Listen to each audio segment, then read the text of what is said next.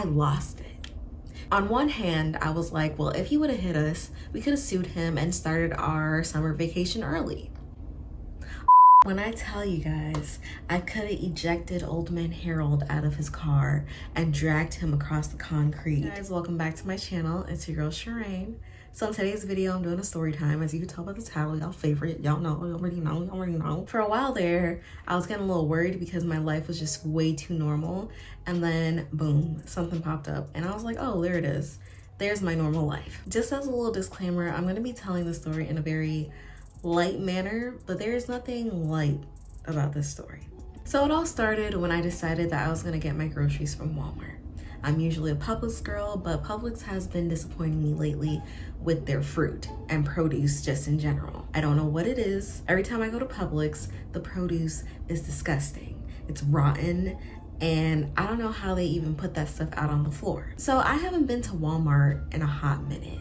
When I say a hot minute, it's been like a good couple of months since I've been to Walmart. Not because I've been avoiding Walmart. I love me some Walmart, but Publix is right down the street.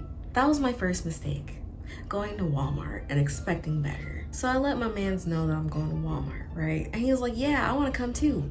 I was like, okay, bet, cool. Just meet me at Walmart. So I drive over to Walmart. I'm listening to my music. I'm jamming out or whatever. I get in the parking lot. My mans is still not there yet. I was like, hey, where you at? I'm waiting for you. I got shopping to do and I'm trying to get home and cook it. And he was like, yeah, I'll be right there. I'll be right there. I hadn't finished my list yet. So I decided while I'm waiting, I'm just gonna go ahead and add a couple more things to my list. My list is very intricate because I'm a pescatarian now. I know.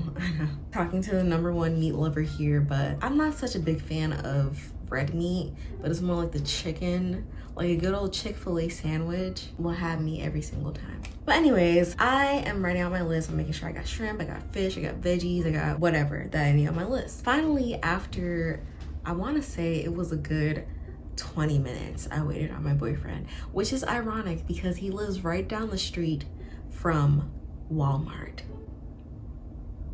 He lives down the street. I think he was doing something and then I called him in the middle of it and that's why he took so long. So I'm low-key upset with this boy when he gets there. I was like, where were you?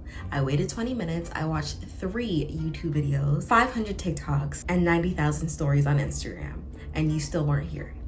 And he was like, oh no, I had to do something, my bad. You guys know how men act. Stupid. I let it blow over. I was like, whatever, I got shopping to do. I don't got time to be arguing with you. And I'm telling him my list. So we're getting ready to cross the street to go to Walmart. And if you have a Walmart in your area, you know that there's 2 entrances. If you don't have a Walmart in your area, there is a front entrance and a back entrance. This car was down by the back entrance, right? So that is more than enough time for us to cross the street without the car getting even close to us. So we proceeded to walk. All of a sudden, this car starts coming full throttle speed. It's like he pressed his foot all the way on the gas, like he wanted to hit us. So my mans puts his hand up. He's like, I lost it. Because one thing you're not gonna do is put my life at risk or anybody that I love life's at risk. So when he gets close to us, that's when he finally decides to stomp on the brake. I'm gonna say this as clean as possible because I know that YouTube does not like when people curse, and I try to keep my channel somewhat family friendly. So I'm gonna say this in my nicest voice. The man has his window down, right? Like I said, my boyfriend was like this. When the car got close to us, I was like, are you flapping kidding me? And the guy, a Caucasian man, he's old. He's probably like 60, no, not even 60, like 70 years old. And he was like, you guys weren't on the crosswalk. My boyfriend got close up to his car and he said something. I didn't hear what he said, but I was really like going off. I was like, it doesn't flapping matter. When you see people walking, you stop. And then this old man had the audacity to say, oh, I was just joking. When I tell you guys, I could have ejected old man Harold out of his car and dragged him across the concrete. for being stupid. I could have really chose violence that day, but I decided not to. I wanted to be the better person. I won't say bigger because I did go off on him, but I wanted to be the better person. So after me and my man said what we had to say, we went right into Walmart. Anyways, now after that happened, there was a couple of scenarios that played out in my head. On one hand, I was like, well, if he would have hit us, we could have sued him and started our summer vacation early. On the other hand, I was like, well, if he would have hit us, that would have been bad because we would have been out of work, and who knows, like, whatever money that we would have sued him for might not have covered our medical bills together. Then I was also thinking that the fact that he was just so free to say, oh, I was joking, or even do something like that to us, he could have had a concealed weapon in his car, and my boyfriend got really close to his car, like leaned on the window almost kind of close, and this could have all just went very south. So for one, I'm glad that it didn't go left, but I'm also glad that we said something so that he knows that that's not okay. First of all, he knows that's not okay. That's nothing for him to be like, oh, I didn't know that wasn't okay. It wasn't okay and you knew that. You could have put somebody's life at risk. On his end, what if the brakes got stuck? Just in that one moment, the brakes got stuck. And then what? What were you gonna say or do? We could have been very badly injured from that, or we could have died, because you don't play like that. You know, I'm never the person to get nasty with somebody because I don't like to waste my energy on much.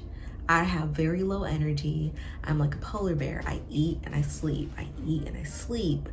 But when it comes down to putting people's lives in danger or causing unnecessary problems, I have a problem with it and I have to say something.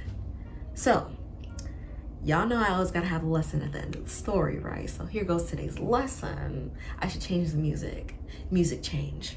Whenever you feel like wrong is being done to you, speak up. We could have just ignored the fact that he did that and gone on about our day, but it would have ate me up inside if I did not say anything to that man.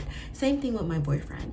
And on top of that, for anybody who actually thinks that racism is just abolished and it just go over your head, this was a very, very clear example of how people can do racist acts and get away with it. Because there was a cop. You guys know, if you have a Walmart in your area, you know that there's always a cop at Walmart, and the cop was parked right where this old man decided to do that. The fact that he had no fear of the cop stopping him or pulling him over or whatever means that he knew that he could get away with it, and that is not okay. I'm sure that if it was a Caucasian couple walking across the street, he would have stopped way back by the back entrance of Walmart and he would have waved when he saw them. Instead, he wanted to play a game that could have ended up really bad. I just wanted to add that it's good to have a partner that's on the same page as you. What if I didn't want my boyfriend to say something and I'm over here like, come on babe, no, it's not worth it. Which I could have done that, but I decided not to because something needed to be said.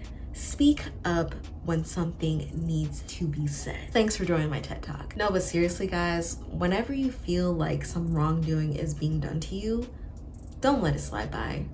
Because I will speak for myself, I've let a lot of things slide by for so long and I'm just tired of it now. I'm really, really tired of it. I don't take any bad treatment anymore because I know that I deserve to just be treated as, I know that I deserve to be treated equal. The same way that I treat everybody else, I expect that from other people as well. In conclusion, when people get out of line, get them back in line.